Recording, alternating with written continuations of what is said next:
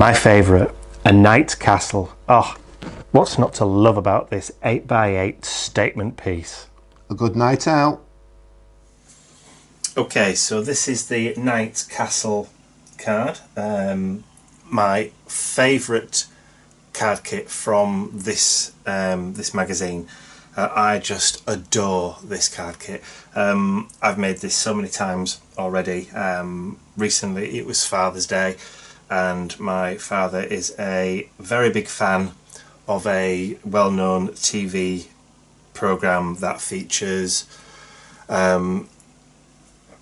knights and something to do with thrones and games, if you know what I mean. And I made this one for Father's Day for him. He absolutely loved it, and he's in his 70s, so he absolutely loved this card. Like I say, it is my most favourite one on the in issue 2. So I've done a couple of different variations. This one I've made on a slightly bigger 8x8. This is actually just, I think, about 8.5 by 8.5, because I've actually put a border around it. That one is just a standard 8x8 without no borders. We're going to go ahead and make this version today, but you can do some really cute cards with these. Anybody would love that, particularly obviously boys of a certain age. In fact, boys of any age really. I wouldn't be too upset getting that as a birthday card. Okay, so we're going to go ahead and make that. So these are all the bits and pieces already cut out from, and I've already, for speed and ease, I've already padded up. So we're going to go ahead and get started with this. So I'll move all the bits and panels off my cutting mat so you can see exactly what I'm doing. Yeah. Included in the kit you also do get other sentiments. You get a with love sentiment, you also get a get well soon sentiment that you can utilise instead of the birthday one. So the with love obviously is a all occasion, but it's your choice which one you want to do. Okay, so let's just grab my 8x8 card blank. Okay, so as I've said previously, I like to make my own card blanks. Now this one I cut from an A3 sheet of white cardstock, and this is just cut at 20 centimeters by 20 centimeters, which is approximately 8x8. 20 by 20, yep, spot on, 20 by 20, there you go. You can make it a little bit larger if you want to, but it will fit, like I say, a standard 8x8 card blank if you purchase yours and don't make them. Okay, so we're going to go ahead and get started. So we'll start off with our base layer, which is the double or multicoloured, bi-coloured if you want, since there's two, and I've just put mine on with tape. I'll just get the back off that, and the back of that. Again, you can distress these if you wanted to, make it look a bit old, make it look vintage, but I like the colours on this, so I haven't altered anything, haven't changed the colours, haven't distressed any part of it, because I just love the colours as they are. I think it's really bright and colourful, and it's just a great all-round card, this. Okay, I'm now going to put my stripe panel across the middle.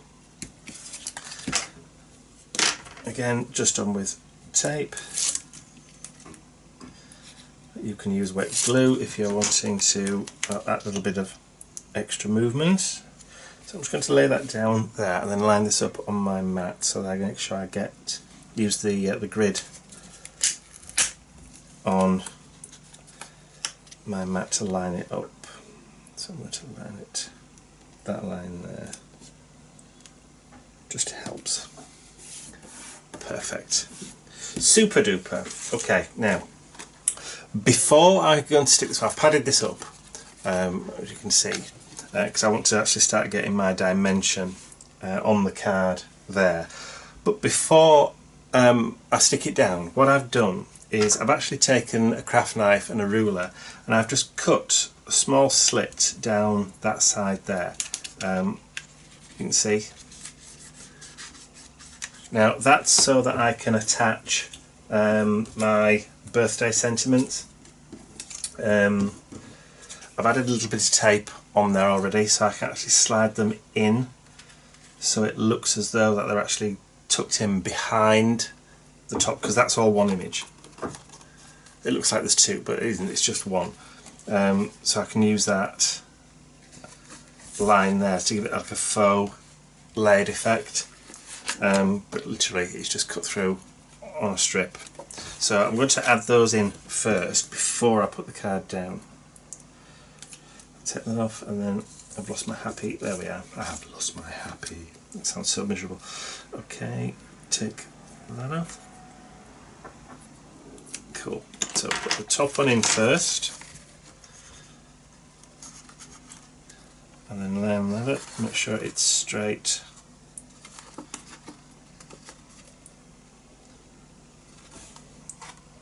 Just about, and then just nip it so it stays in place, and then you can tuck that one just underneath. Bit of a gap if you want to, or you could just layer them, but I'm happy with maybe a little bit further out. That's better. Okay, just stick those down now.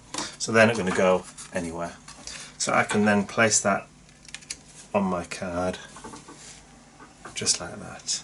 Just like that. Okay, take the backs off my pads.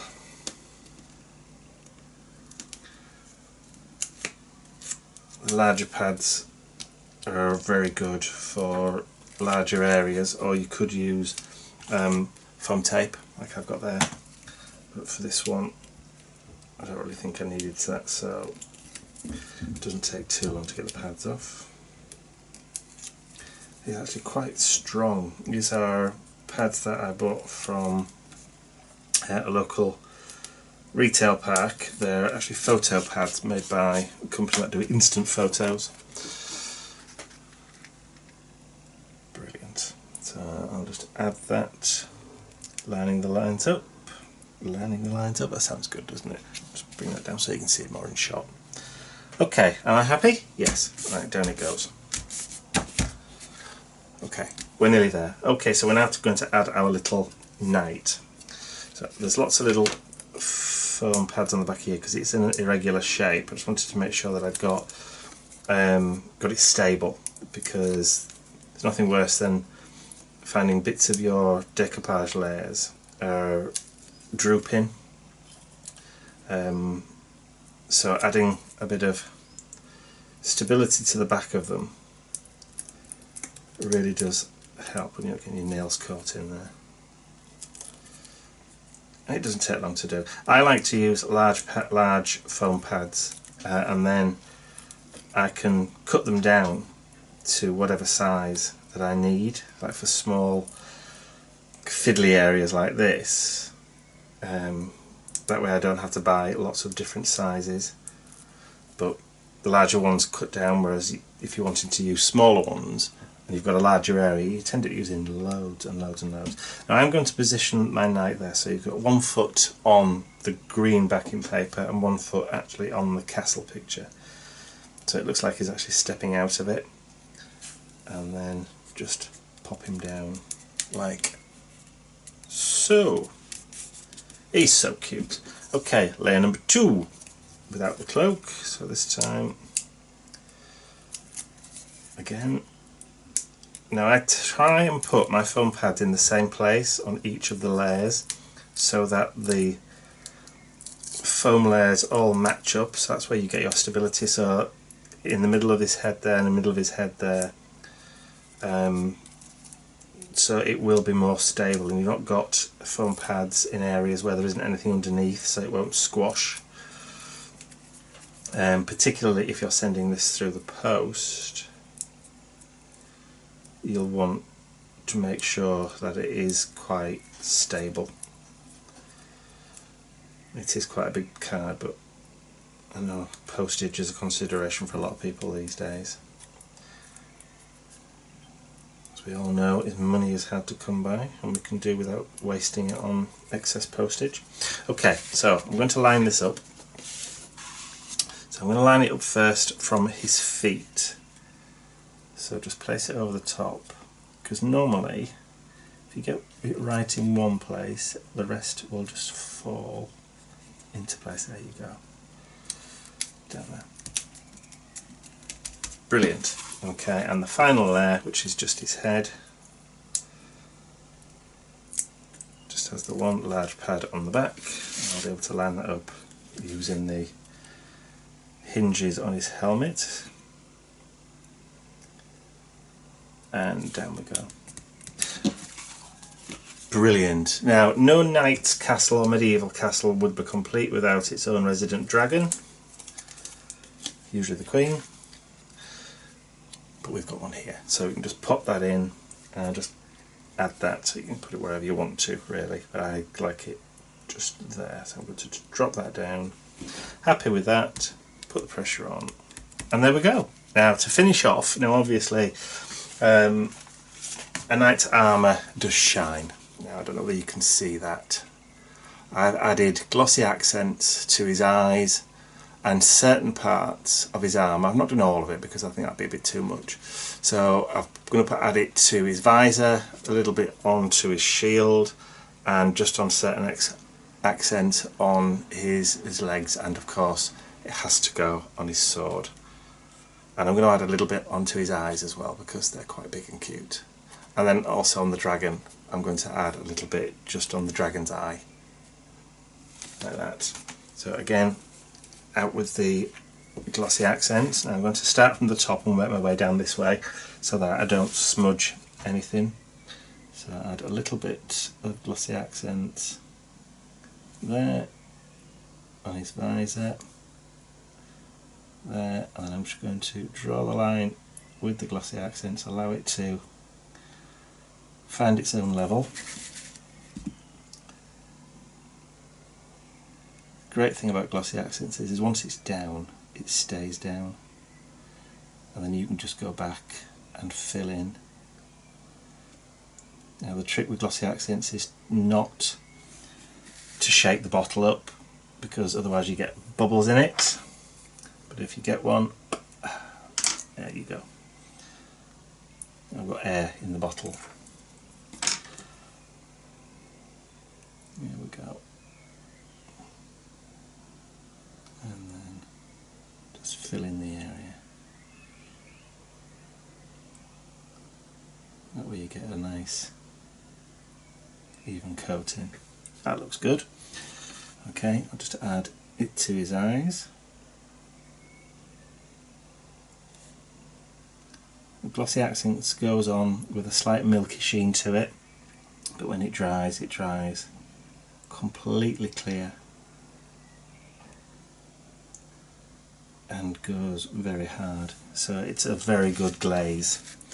And then I'm going to add it to his shield. That's it. So I've got the line first, and then I shall go around and fill the rest in from the inside out. You might get the odd occasional small bubble in it, that's just the nature of the beast, but if you take the point of your pokey tool you can only get rid of them. Or a pin, a safety pin of some such. Turn that round again, and then the side of his armour. Done. I'm going to do his sword, go across there, and then straight down to the bottom, and then just fill it in on the way down. It doesn't take too long, and if you've never used glossy accents before, you know, a little bit of practice on a small pattern, you'll have it down within no time. You'll get really used to using it. Okay, so that's just about everywhere that I want the glossy accents to go, and I'm just going to add some now to the dragon's eye, and then if you wanted to you could add it to the teeth, but I'm not going to bother. Okay, and we're done, and that's the Knight's Castle 8x8 card. Cute, really really cute. Now I've now got 3 to play with, hey, so you never know, somebody might get one. That's it for that one, and that's the last kit on issue 2. I hope you've enjoyed the demonstrations, and I hope you'll join us again real soon, and you'll keep an eye out for issue 3. Thanks for watching.